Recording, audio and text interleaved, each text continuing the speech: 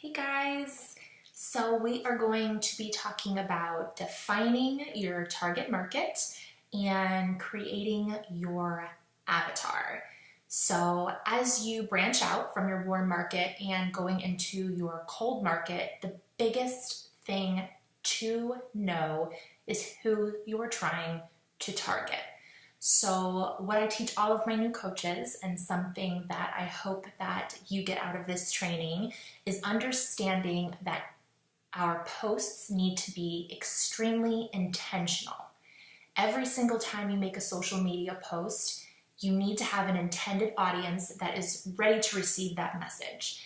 And without that intention, you're kind of putting out a post, I call it a Hail Mary, and hoping it sticks somewhere. And unfortunately, guys, most of the time it doesn't. So what I'm going to be talking to you about today is how to define your target market, how to create it, and how to create your avatar. So when we talk about your avatar, basically it's a synopsis of the type of person you are trying to attract in a nutshell. So I like to give my avatar like a face and a name. Who is that person I am trying to attract? What do they look like? What kind of interests do they have? What kind of hobbies? Are they a stay-at-home mom? Are they a working professional? What do they look like? Who do you resonate with, and who do you think would resonate with you and your brand? That's your avatar. Your target market is, again, that type of person that will resonate with you and your interests, your likes, your dislikes, who you are. So for me, my target market is moms. It's always been moms, but it's ever changing as my kids continue to get older. So when I started Beachbody, I was very focused on the newborn phase of life, newborn moms, postpartum moms was that niche. And as my children have gotten older, they're 5 and 7, that has changed. So my shift has been still in the mom realm, but really honing in on a certain type of market. And I feel like that will make you a lot more successful in where your posts are going and who you're speaking to when it matches the stage of life you're also in. So something I want all of you guys to do, I want you to take out your pen and paper or get out your notebook, and I want you to write down at least 10 things that make up you, that make up who you are. It could be interests, it could be activities, it could be things that you do, things that you enjoy doing, things that you watch, things that you read, but what makes up you? And I want you to take Beachbody out of that equation, because here's the thing, and this is really important to know. Most people are going to connect with you and resonate with you about 95% of the other stuff that you're talking about that doesn't have to do with Beachbody. They are going to form that relationship with you and feel a connection based on those other things. And then when you share your Beachbody journey and you share things about being a coach, they will be interested because they've connected with you on another level. So what you're going to do is you're going to write down those 10 things, okay? And you're going to look at each of those things at that list and say to yourself, which of these do I feel would bring in the most people to my business? What market do I feel most comfortable talking to these people, forming a relationship with these people? Which of these things do I feel like I can really build a brand on? And that's what I asked myself. I had this list of 10 things, but some of them I felt a little bit more compelled to share on over others.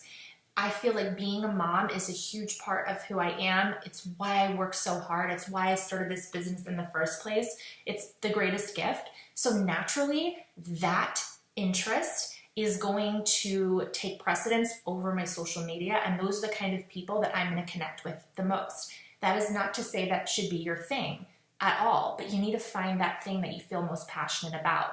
So my next thing is Florida. I live in Florida. I have lived here my entire life. I love it here. I'm a very outdoorsy person. I'm a very beachy person. So the overall vibe for me is that bright, airy, really fun vibe that I like to share. And those are the people I like to bring in. So I do network with a lot of people that live in the South.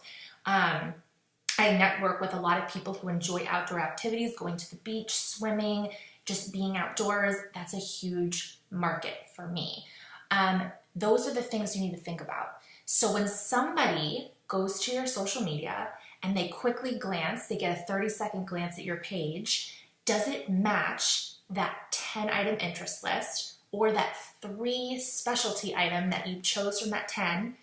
Does it match that? And that's the biggest question I'm gonna have for you guys. And that is the biggest thing that you need to remember every time you make a post. So what I like to do is I have a Post-it that I keep right here on my desk, and it has my list of 10 and it has my list of 3. And I try deeply every time that I get on social media to reference that list and say, am I doing a good job of sharing content that fits into these categories? Yes or no? If the answer is yes, then I feel like I'm on the right track of bringing in the right kinds of people. I have an Instagram training that I think you guys will all see, and that really helps you to dive into how to attract your target market. But that training won't make sense unless you know who your target market is. What are you about? Who are you hoping to attract? I will tell you guys this, something that I made a mistake on when I first started coaching was I talked about fitness all the time, because it was who I was. It was what I was so passionate about. But I feel like by doing that, I isolated the people that weren't ready to hear that message quite yet. And I look back to before I became a coach and I wasn't ready to hear that message yet.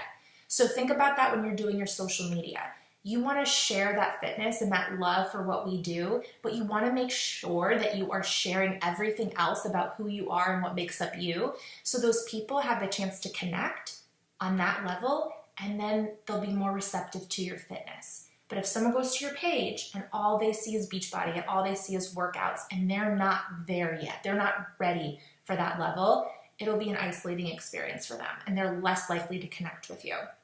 So to sum this up, okay, you are going to focus on 10 things about you, anything, all right? You're gonna write them down. You're gonna look over that list and you're gonna pull at least three that really resonate with you and the type of person you are trying to attract and the type of person you would love to have on your team.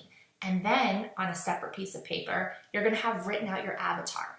What does your ideal customer look like? What does your ideal coach look like? What do they do? What are their hobbies? What are their interests? And then you're gonna compare these 2 pieces of paper together and you're gonna ask yourself, do these align? Do these interests and this target market align with my avatar? And if they do, you have the perfect recipe for success in your first stage of developing your brand, developing your target market, and creating your avatar. So I hope that was helpful, and get to work on those lists.